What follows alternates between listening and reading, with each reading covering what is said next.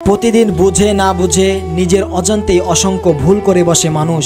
তবে আল্লাহ তাআলা পাপাচারে লিপ্ত বান্দার জন্য ক্ষমার দুয়ার খোলা রেখেছে সব সময়। তাই মানুষ যতই ভুল করুক না কেন, অনুতপ্ত হৃদয়ে আল্লাহ তাআলার কাছে ক্ষমা চাইলেই আল্লাহ তাআলা ক্ষমা করবেন।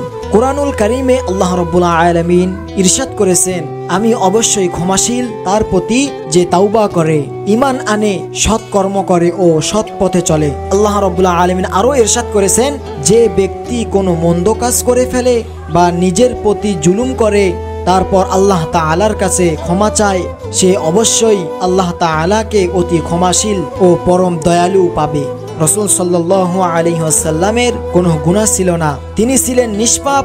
এরপরও রাসূল সাল্লাল্লাহু আলাইহি ওয়াসাল্লাম দিনে রাতে প্রচুর পরিমাণ ইস্তেগফার পাঠ করতেন, আল্লাহ তাআলার কাছে কেঁদে কেঁদে দোয়া করতেন।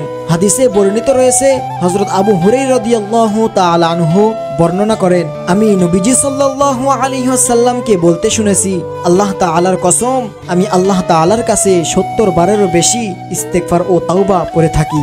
সহিহ বুখারী হাদিস নাম্বার ৬৩০৭।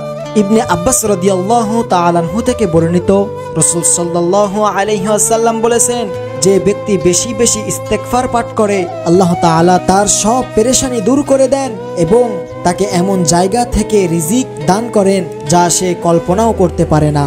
সুনানে আবু দাউদ হাদিস নাম্বার 1518। ইস্তেগফারের মাধ্যমে আল্লাহ তাআলার রহমত ও নিয়ামত লাভ করা যায়। ইস্তেগফারের ফজিলত সম্পর্কে আল্লাহ রাব্বুল আলামিন কুরআনুল কারীমের মধ্যে ইরশাদ করেন, তোমার প্রতি সুষম বৃষ্টি বর্ষণ করবেন আর তোমাদের সম্পদে প্রাচুর্য ও সম্মানের বরকত দেবেন এবং তোমাদের জন্য বাগ বাগিচা পানির ফোয়ারায় শোভিত করবেন। মোট কথা হলো, তাওবা ও ইস্তেগফার মুমিন ও মুত্তাকিনদের এক বিশেষ গুণ।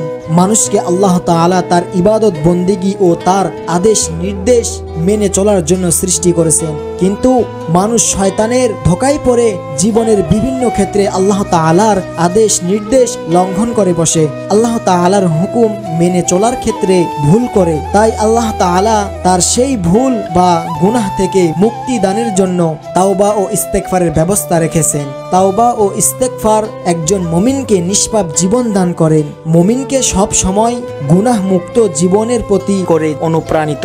সর্বোপরি তাওবা ও ইস্তেগফারের মাধ্যমে একজন মুমিনের দুনিয়া ও আখিরাতের জীবন সুন্দর ও সফল হয়। এর মাধ্যমে একজন মুমিন লাভ করে জান্নাত। সুবহানাল্লাহ। ইয়া রাসূলুল্লাহ, ইয়া হাবিবাল্লাহ।